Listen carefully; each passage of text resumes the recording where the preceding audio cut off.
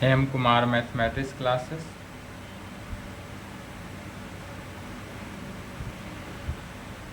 आज 15 जून हो गया।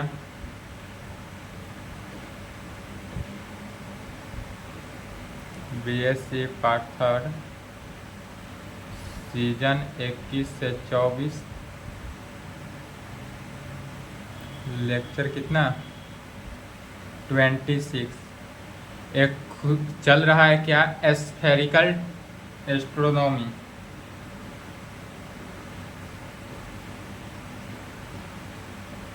इस स्फेरिकल एस्ट्रोनॉमी में क्या पढ़ा रहे थे, चैप्टर फर्स्ट सेलेसियल स्फेयर। इसमें 4 सेक्शन था सेलेसियल स्फेयर में, जिसमें सेक्शन 1, 2, 3 समाप्त हो गया था। सेक्शन 4 चल रहा था ट्वीलाइट, इसका भी थ्योरम समाप्त हो चुका है। आज ट्वीलाइट पर क्या देखेंगे, प्रॉब्लम देखना है। क्या चलेगा आज, ट्वीलाइट पर प्रॉब्लम। अर्थात आज जो है, आज का क्लास लेक्चर 26 में क्या हो जाएगा, एस्ट्रोनॉमी का सेलेसियल स्फीयर समाप्त हो जाएगा। और सेलेसियल स्फीयर से 3 क्वेश्चन लगभग पूछ देता है, तो 7 फुल क्वेश्चन की तैयारी हो गया। लेकिन एग्जाम में पूछेगा कितना, 6 फुल क्वेश्चन ही। और एग्जाम के लिए खुशी की बात है कि कल 14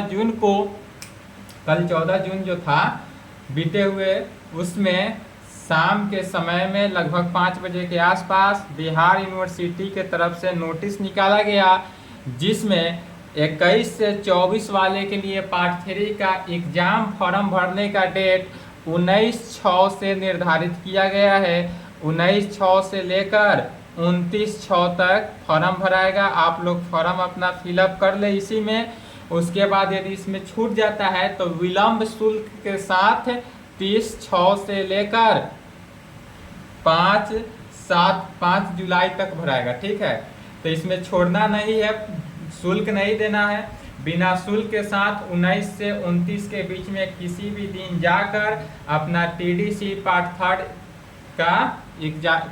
पार्ट थर्ड एग्जामिनेशन 2024 के लिए एग्जाम फॉर्म फिलअप कर लेंगे। ठीक है, इसके बाद एग्जाम होने की अब जैसी है, संभवतः लग रहा है कि 15 जुलाई के अप्रॉक्स स्टार्ट हो जानी चाहिए।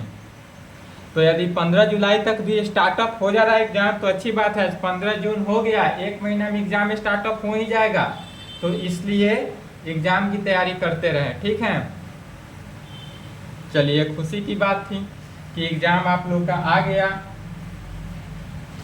इसमें प्रॉब्लम देखते हैं। इसी खुशी में आज क्लास थोड़ा लॉन्ग हुआ तो गुस्सा ना करेंगे। दो प्रॉब्लम है, दोनों को सॉल्व करके समाप्त कर देना है। एक क्वेश्चन है, चलिए क्वेश्चन लिखे साथ साथ।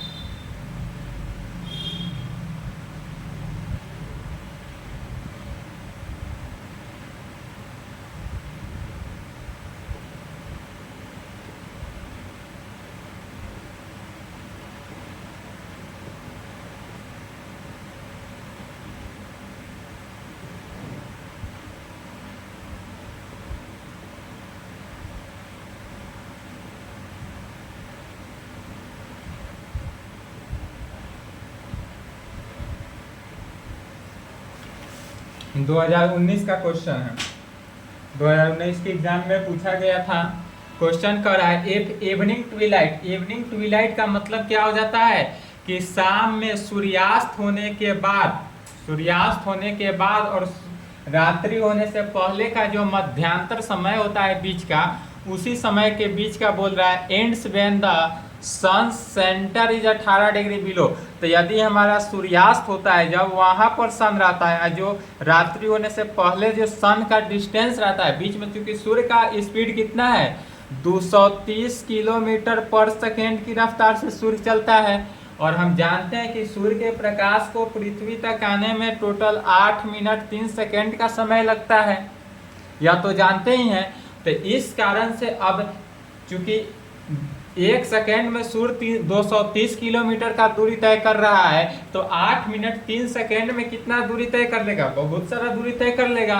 तो उस बीच में जो हमारा एंगल बनेगा या तो स्फेरिकल की तरह होगा, तो एंगल जो बना यह एंगल कितना डिग्री का बन जाता है 18 डिग्री। तो उसी का बोला जा रहा है 18 degree below the horizon, so that at the equator the duration of evening twilight is given by in the hour में, इसका आंसर जो देना है वह आवर में इतना प्रूफ कर देना है। ठीक, तो जैसे थ्योरम कल के क्लास में पढ़ाया गया था उसी तरह आगे बढ़ते चलेंगे, आंसर ऑटोमेटिक आ जाएगा। सबसे पहले क्या करते हैं, इसका फिगर बनाते हैं। फिगर को समझ लेना है, उसी फिगर को लैंग्वेज में लिखा जाता है सॉल्यूशन।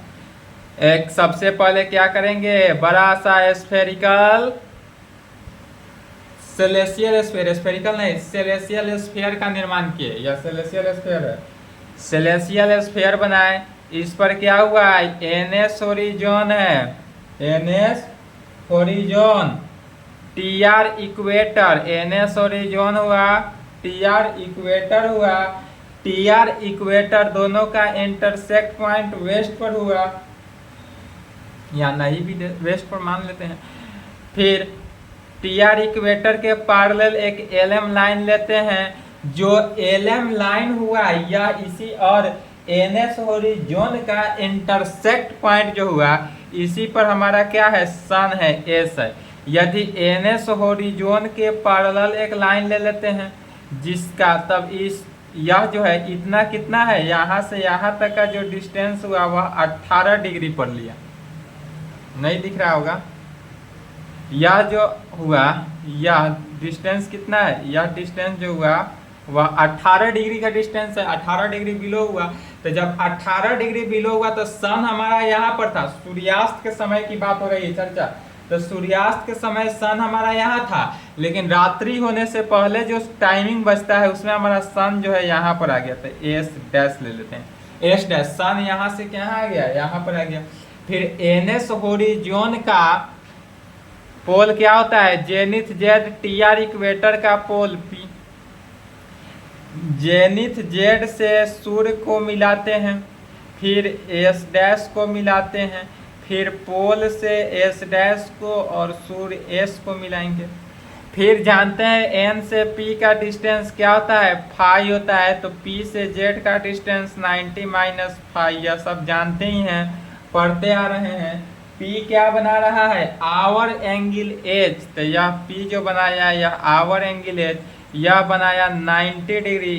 Z से S का डिस्टेंस कितना 90 डिग्री है, लेकिन Z से S डैश का डिस्टेंस कितना होगा, तो S से यहाँ कितना बढ़ रहा है 18 डिग्री बढ़ा, तो यह जो साइड बना यह 90 में 18 जुट जाएगा, तो 90 प्लस 18 डिग्री हो जाएगा। फिर यहाँ से ध्यान देंगे तो P से S का डिस्टेंस जो P से S डैश का जो डिस्टेंस होगा, S डैश का P से S डैश का डिस्टेंस जो होगा यह 90 माइनस डेल हो जाएगा। डेल क्या है, डिक्लिनेशन, तो 90 माइनस डेल में कन्वर्ट हो गया। और P से S का भी डिस्टेंस जो होगा यह भी 90 माइनस डेल हुआ, यह भी 90 माइनस डेल। लेकिन यह अब एंगल जो बना एस पी एस डैश, यह एंगल x मान लेते हैं और इसी एंगल को निकालने के लिए बोला जा रहा है। हमको निकालना किसका वैल्यू है, तो यही एंगल निकालना है, x का वैल्यू निकालना है। x का वैल्यू किस में निकालना है, आवर में निकालना है, माने घंटा में निकालना है। तो अगर यह क्वेश्चन किसी को दे दिया जाए या फिगर बनाकर किसी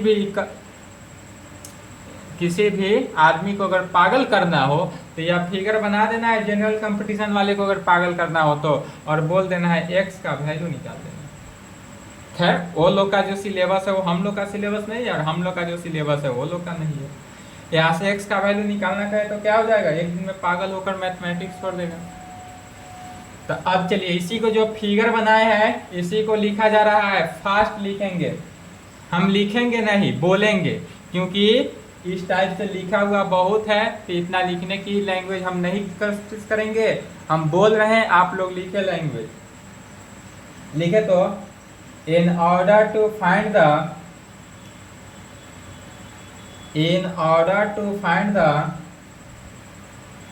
duration of evening twilight, in order to find the duration of evening twilight at equator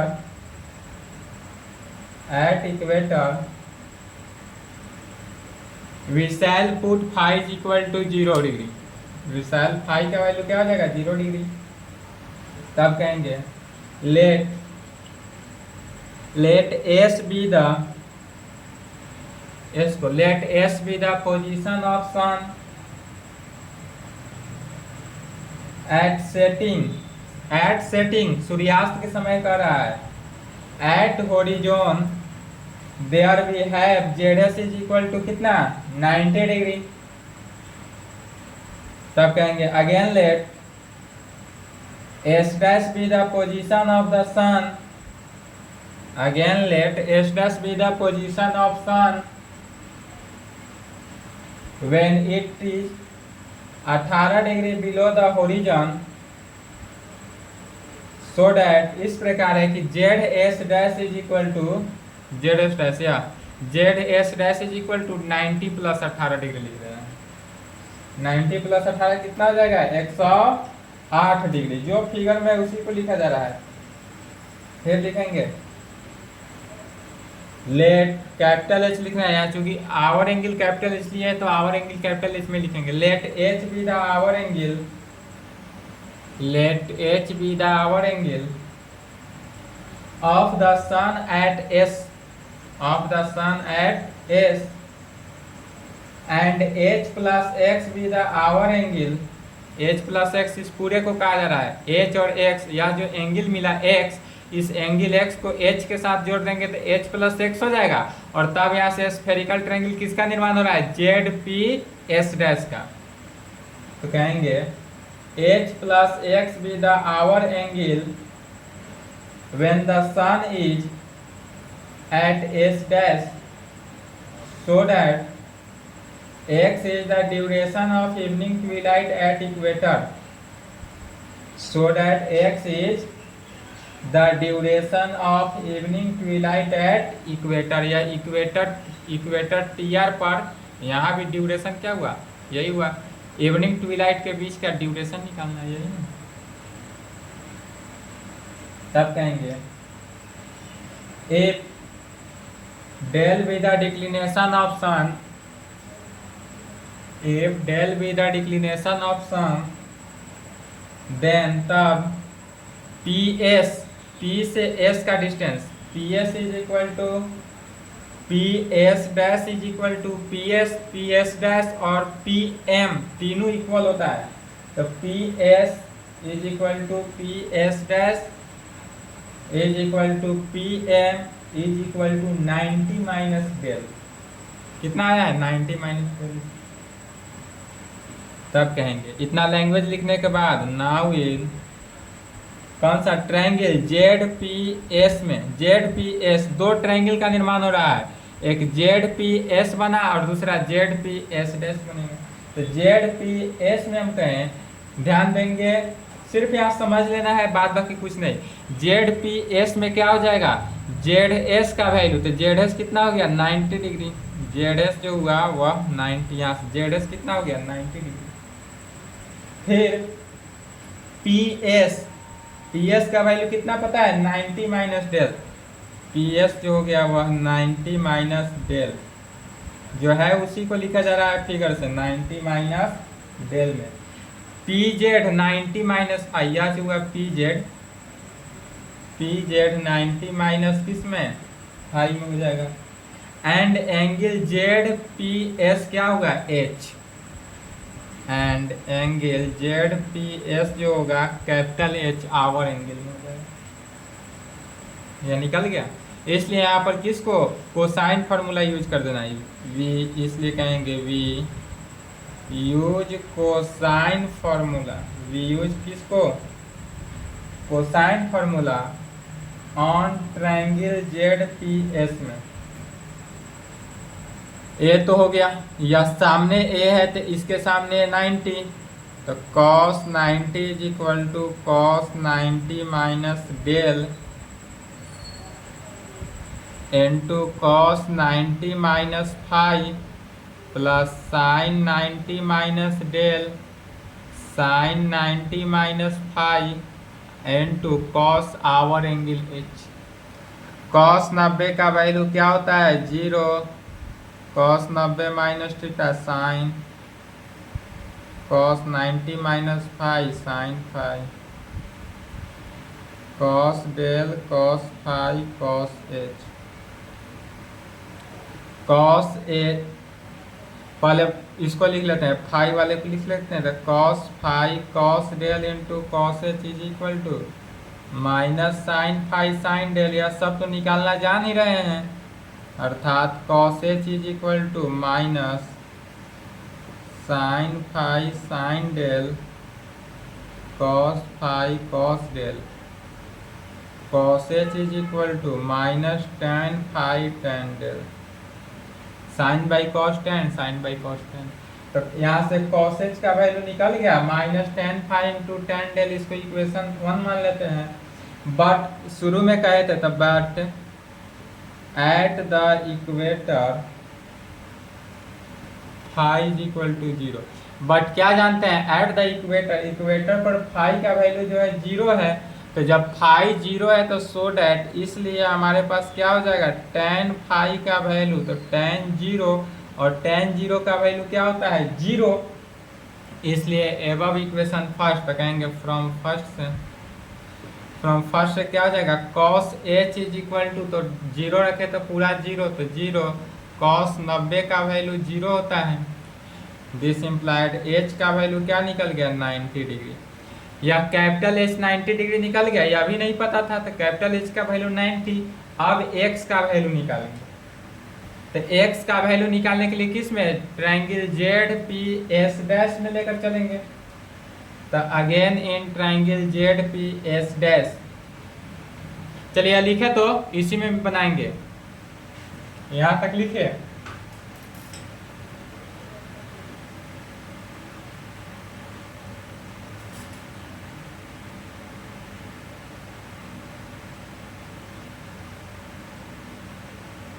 चलिए लिख लिए, नहीं लिखे तो वीडियो रोक के लिखेंगे। अब कहेंगे again in triangle Z P S dash में, तो triangle Z P S dash की चर्चा कर रहे हैं, तो इसमें क्या हो जाएगा जेड एस कितना हो गया 90 प्लस 18, तो यहाँ पर जेड एस का जो वैल्यू हो जाएगा जेड एस या 90 प्लस 18 डिग्री हो जाएगा। फिर इसके बाद जेड एस हो गया, अब पी एस नहीं होकर पी एस डैश, तो P S dash 90 minus del ही रहा, पी जेड का वैल्यू 90 माइनस 5 ही रहा, और angle Z P S dash हो जाएगा, तो जेड पी एस डैश जो होगा वह एच प्लस एक्स, यहाँ पर एच और एक्स दोनों को ऐड कर देंगे, तो क्या हो जाएगा एच प्लस एक्स में।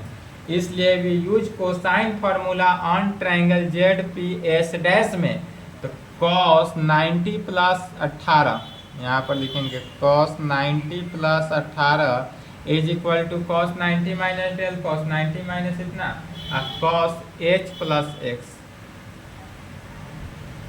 यह जो होगा h plus x, cos h plus x.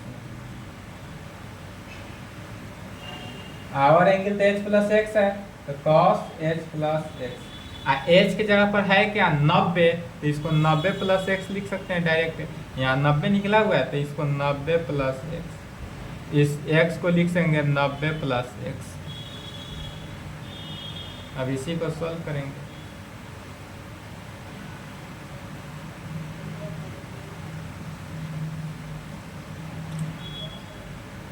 cos second quadrant negative, तो minus sine 18 degree is equal to sine del sine 5 plus cos del cos five into sine x, यह value किस में निकला sine x, लेकिन negative हो जाएगा यहाँ minus.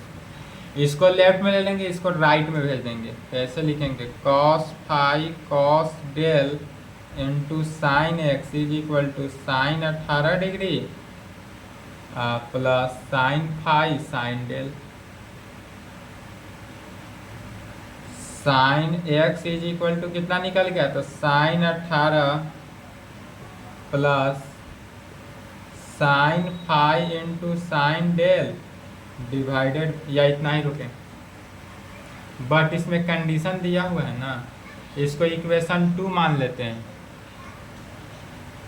Equation 2, but फिर कहेंगे इक्वेशन 2 बट या एट द इक्वेटर, या चूंकि हमारा है कहाँ पर, इक्वेटर पर है, तो इक्वेटर पर होने के लिए फाई का वैल्यू 0, फाई 0 है, सो डेट यहाँ कॉस फाइव भी है साइन फाइव भी है, तो sine five is equal to, तो साइन 0 डिग्री, साइन 0 का value 0 and cos five cos 0, cos 0 का वैल्यू 1, तब कहेंगे फ्रॉम 2 से वी गेट, इक्वेशन 2 से क्या आ जाएगा, minus sine 18 degree is equal to sine 0 का वैल्यू 0, साइन फाइव का वैल्यू 0 हो गया, तो यह हटा देंगे, माइनस है तो माइनस कॉस फाइव का वैल्यू 1, तो 1 हो गया, तो cos del sine x, cos del sine x हो गया। माइनस से माइनस कैंसिल, इधर लिख लेंगे cos del sine x is equal to sine 18 degree, अर्थात साइन एक्स का वैल्यू क्या हो गया, साइन 18 बटा cos del is equal to sine 18 degree या 1 बटा कॉस किस में हो गया, सेक डेल, तो साइन एक्स का वैल्यू हो गया साइन 18 सेक डेल।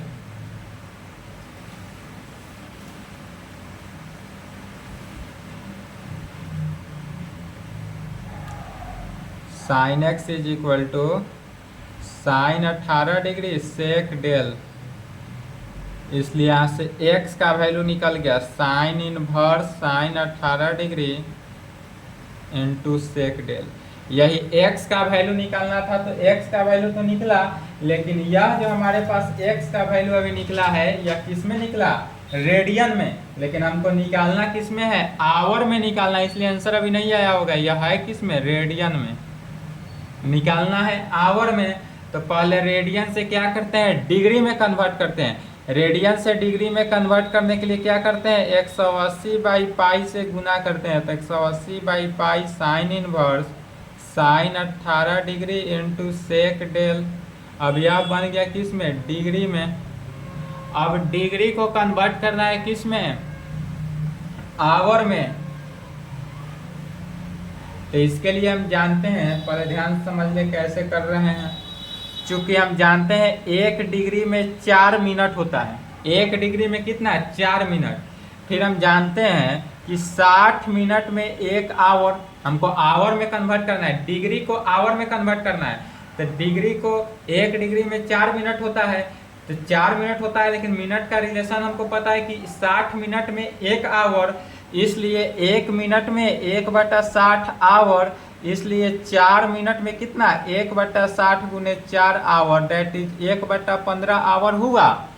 तो 4 मिनट में 1/15 आवर, और 4 मिनट जो है 1 डिग्री के बराबर है, और यह डिग्री में है तो इसको मिनट में आवर में कन्वर्ट करना है। आवर में कन्वर्ट करने के लिए कितना है, 1/15 से मल्टीप्लाई कर देना है, तो 180 बटा pi into 1/15 sine inverse sine 18 degree into sec del, और यह किस में हो गया, आवर में। आवर में कन्वर्ट करना समझ गए कैसे कन्वर्ट किए हैं, यहाँ से चाहिए तो इसको लिख सकते हैं, नहीं भी लिख सकते हैं, कोई दिक्कत नहीं। इसी को तोड़ेंगे,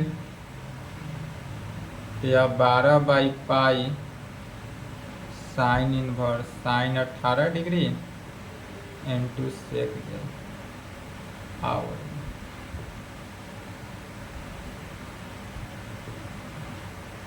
यही प्रूव करना था, यहाँ तक प्रूव कर दिए। इसको इक्वेशन मान लेते हैं 3,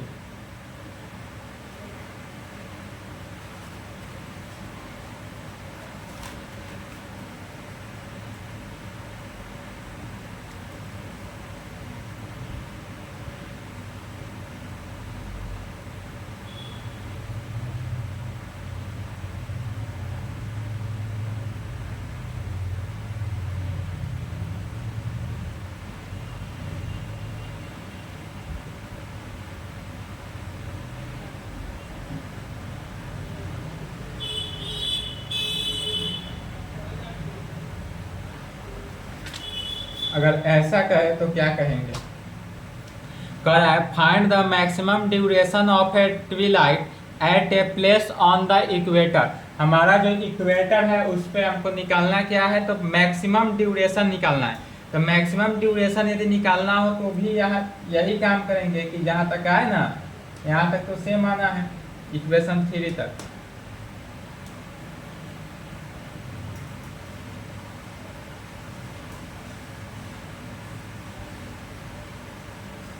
कहेंगे दूसरा का solution, firstly right 1 number. Question number 1 को लिखना है कहाँ तक, अप टू रिलेशन 3। क्वेश्चन 1 को ही कहाँ तक, 3 रिलेशन तक लिखना है। वी गेट, जिससे हमको क्या रिजल्ट निकलता है, तो duration of twilight, duration of twilight, duration of twilight at the equator is, duration of twilight at the equator is कितना, 12/पाई sine inverse sine 18 degree into sec del. यही निकला किस में, आवर में, इक्वेशन 3। यहाँ तक लिख लेना है, इसके आगे थोड़ा सा बढ़ जाना। यह डिपेंड किया किस पर, डेल पर। देखेंगे सभी जो है डिग्री आवर समय में सब कन्वर्ट है, सिर्फ एक डेल का वैल्यू हमको पता नहीं है। तो डेल का वैल्यू जब हमको पता नहीं है तो क्या कहेंगे, विच डिपेंड्स ऑन डेल। यह जो वैल्यू है यह पूरे के पूरे वैल्यू जो है किस पर डिपेंड है, डेल पर। जब डेल का हमको वैल्यू पता चल जाएगा तो पता चल गया कि यह मैक्सिमम है या मिनिमम है या क्या है। तो विच डिपेंड्स ऑन डेल, कहेंगे विच डिपेंड्स ऑन डेल। या पूरे के पूरे वैल्यू जो है वह किस पर डिपेंड है, डेल पर, डेल पर depend on del only, only del पर डिपेंड है तो ओनली लिखेंगे। बट वी नो डैट, हम जानते हैं, कहेंगे but we know that, but we know that हम क्या जानते हैं, तो maximum value of, maximum value of declination del, maximum value of declination del, maximum value of declination del for sun is. यदि maximum value of declination del for sun is, सिर्फ sun के लिए यदि बात की जाए तो यह डेल का वैल्यू जो है कितना हो जाता है, क्योंकि पृथ्वी हमारा कितना झुका हुआ है, 23.5 डिग्री, तो इसलिए हो गया 23.5 डिग्री। पृथ्वी का झुकाव को बता रहा है। अब इसी वैल्यू को इक्वेशन 3 में पुट कर देंगे, आंसर हो गया। We put this value of del in third video। क्या रिजल्ट आता है, the maximum duration of a twilight at a place on the equator is, किस पर, इक्वेटर कितना हो गया, तो 12/पाई साइन इनवर्स साइन 18 डिग्री सेक 23.5 डिग्री। यही हमारा आंसर।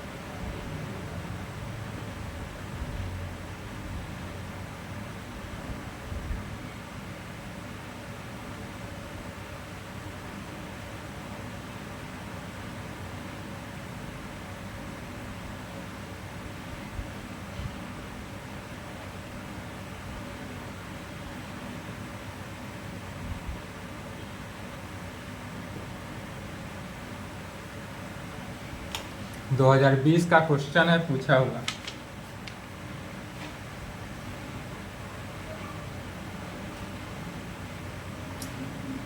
करा इफ ट्विलाइट बिंग्स या एंड्स, ट्विलाइट बिंग्स या एंड्स, बिंग्स एंड्स का मतलब क्या होता है? बिंग्स माने सूर्योदय, एंड माने समाप्ति, सूर्यास्त के बेट।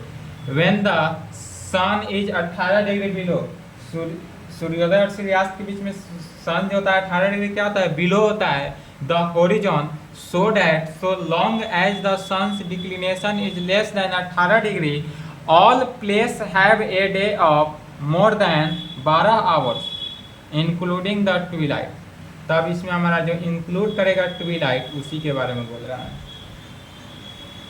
तो इसमें भी बस कुछ नहीं करना है, फिगर बनाना है, उसी फिगर को लिख लेना है, आंसर हो गया। थोड़ा सा कैलकुलेशन करना है, समझ ले कैसे होगा। सबसे पहले क्या किया, एक सेलेसियल स्फीयर लिया गया, सेलेसियल स्फीयर लिए। इस सेलेसियल स्फीयर में क्या हुआ, एनएस होरिजोन हुआ। फिगर समझते चले, एनएस होरिजोन, इस पे टीआर इक्वेटर, दोनों का इंटरसेक्ट पॉइंट वेस्ट पर। फिर टीआर के पैरेलल एक एलएम लाइन लेते हैं जो इंटरसेक्ट पॉइंट हुए, यहाँ पर सन हुआ, इससे 18 डिग्री बिलो पर एस डैश सन भी है, यह भी सन ही हुआ। इसका एनएस होरिजोन का जेनिथ और टीआर इक्वेटर का पोल पी हुआ। अब यह कह रहा है 18 डिग्री बिलो पर इंड्स पॉइंट पे, तो बिंग से इंड्स में क्या हुआ, एस डैश पॉइंट पे पी को मिला है और जेनिथ से भी इसको यहाँ पर मिला दिया। अब एस की चर्चा नहीं हो रही है, एस डैश पर आ रहे हैं, डायरेक्ट एस डैश पर। या एन एस है क्या, तो एन एस जो है वह होरिजोन है, टी आर क्या है, इक्वेटर है, एल एम क्या है, तो पैरेलल है इक्वेटर से लाइन जिस पे पाथ ऑफ है।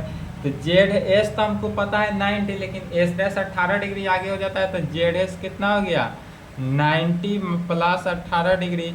पी से एस डैश का डिस्टेंस पता ही है 90 माइनस डेल डिक्लिनेशन के कारण।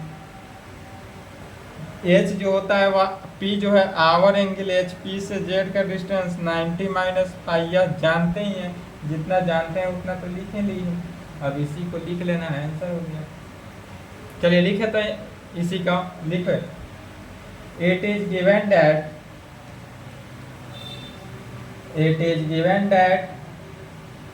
द ट्विलाइट बिंग्स या एंड्स व्हेन, क्वेश्चन को ही लिखा जा रहा है, बिंग्स या ends when the sun is 18 degree below the horizon, so that including twilight the day will be या ends, the day will be या ends when the zenith distance of the sun is 90 plus 18 degree is equal to 108 degree. Let S dash be the position of the sun, let S dash be the position of the sun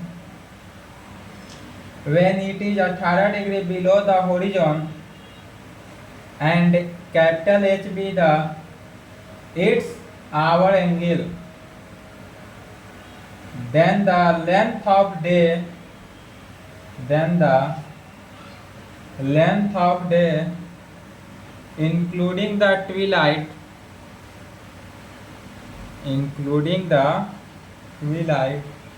will be 2h,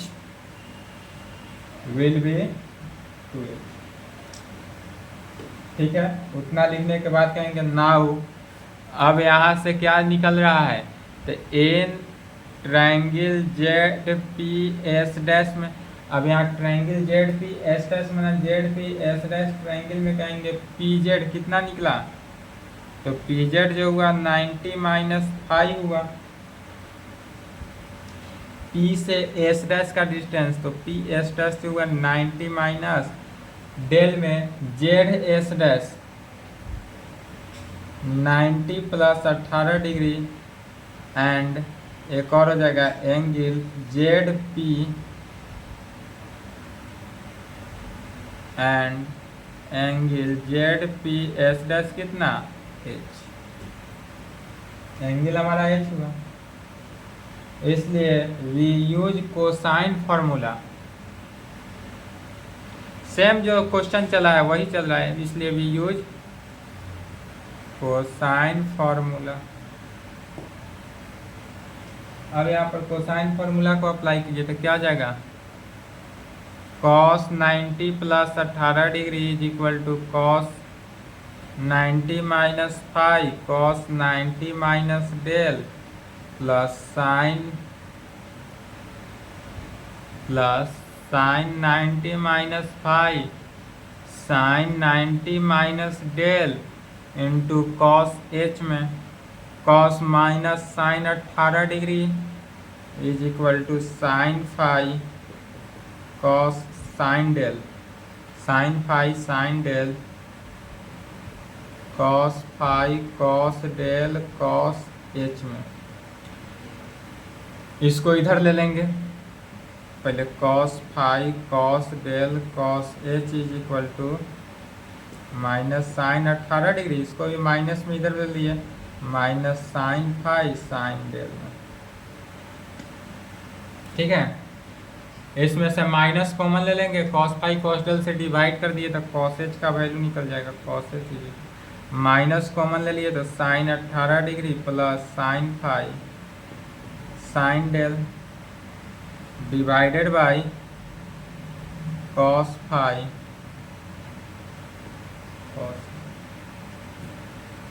cos five cos del, यही value निकला। इसको equation 1 मान लेते हैं। फिर equation 1 मानने के बाद अब कहेंगे right hand side of equation 1 को देखना है तो कहेंगे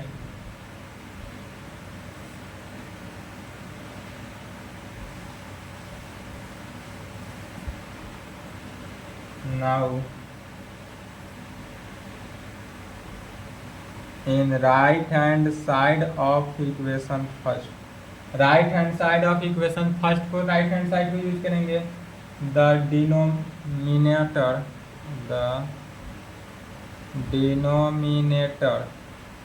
क्या हो गया, कॉस फाइव कॉस डेल, या डिनोमिनेटर होता है, न्यूमरेटर डिनोमिनेटर था, डिनोमिनेटर में जो हुआ कॉस फाइव डेल फाइव, यही cos five del five is always positive,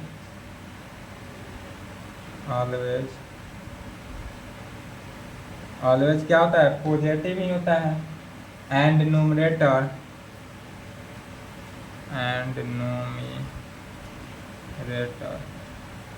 numerator में क्या है, sine 18 plus sine five sine del, sine 18 degree plus sine five sine del जो है is also positive for all place के लिए,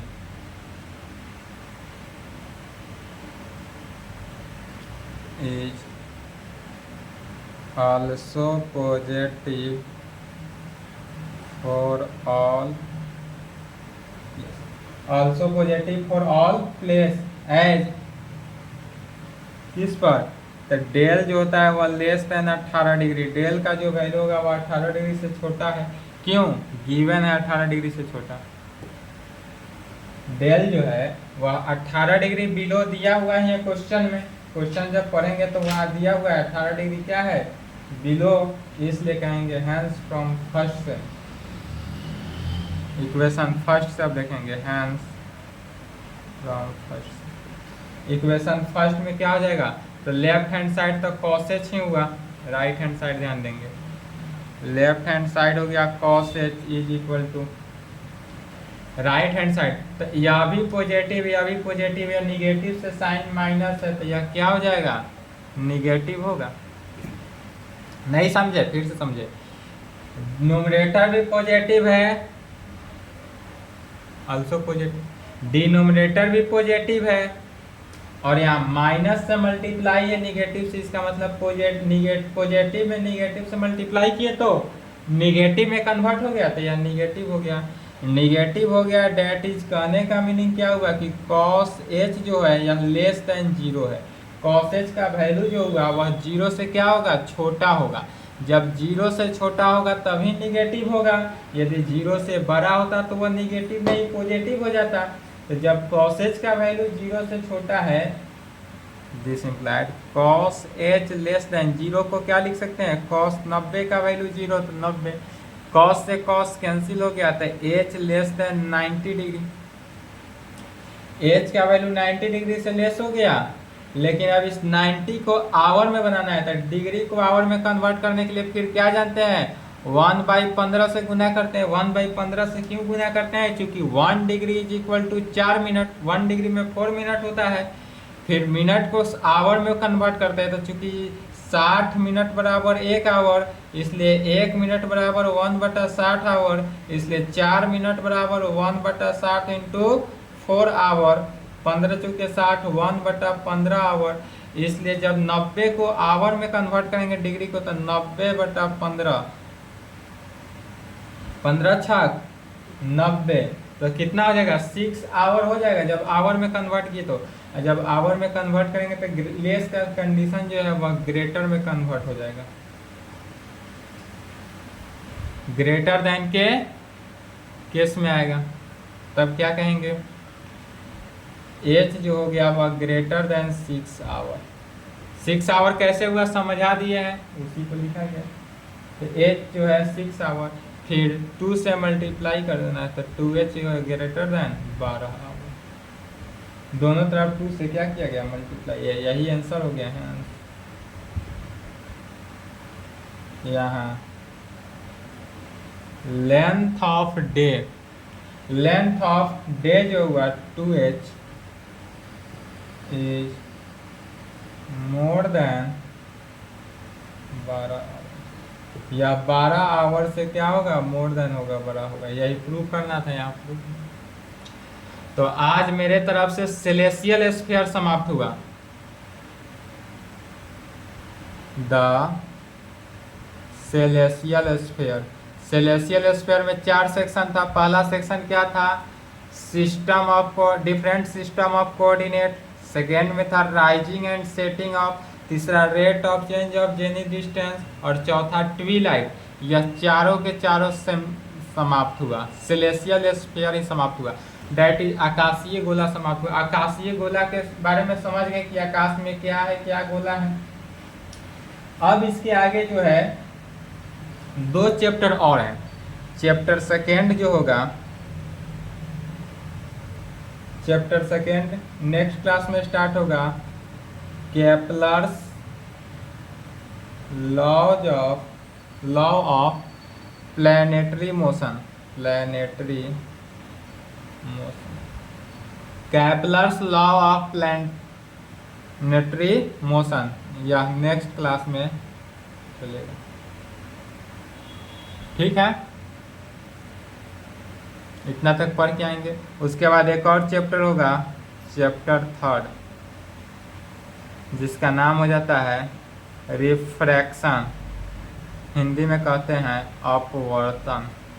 या physics में पढ़े थे Kepler's law of planetary motion जो था, केपलर्स लॉ जो है या बीएससी पार्ट 2 जो था, पार्ट 2 के डायनेमिक्स में पढ़ा गया था केपलर्स लॉ, याद करेंगे। पहला चैप्टर था simple harmonic motion dynamics part 2 BSc, और सेकेंड चैप्टर में यही था केपलर्स लॉ, तो यही केपलर्स लॉ है। ठीक है, तो यहाँ तक कंप्लीट करें। नेक्स्ट क्लास में केपलर्स लॉ पढ़ाया जाएगा। एक और चैप्टर है रिफ्लेक्शन, जिसका नाम अपवर्तन हो जाता है। या फिजिक्स में ऑप्टिक्स जो पढ़े होइएगा, फिजिक्स 12th क्लास 12th में एक ऑप्टिक्स आया होगा। फिजिक्स की बात कर रहे हैं, प्रकाशिकी, उसमें आप रिफ्लेक्शन अच्छे से पढ़े होइएगा, वही रिफ्लेक्शन है, तो वह यहाँ दोबारा नहीं पढ़ाएंगे। आपको अगर पढ़ने की इच्छा हो, इससे क्वेश्चन 2 फुल क्वेश्चन आता है, लेकिन उसका तैयारी नहीं, तैयारी बहुत हो चुका। सेकेंड चैप्टर तक ही तैयारी करके स्टॉप कर देना है। और यदि पढ़ने की आपको इच्छा हो तो कोई बात नहीं, आप 12th क्लास का फिजिक्स का कॉपी उठा के देखेंगे, उसमें आपको रिफ्लेक्शन का, अपवर्तन का ऑल प्रॉब्लम मिल जाएगा। ठीक है, तो आज क्लास को यहीं पे संपन्न करते हैं। इसके आगे जो है नेक्स्ट क्लास चलेगा। नेक्स्ट क्लास में कौन सा, spherical astronomy chapter second, Kepler's law of planetary motion. और चलिए इतना ही आज के लिए। और एग्जाम फॉर्म भर लेंगे, 19 तारीख से डेट आ गया है।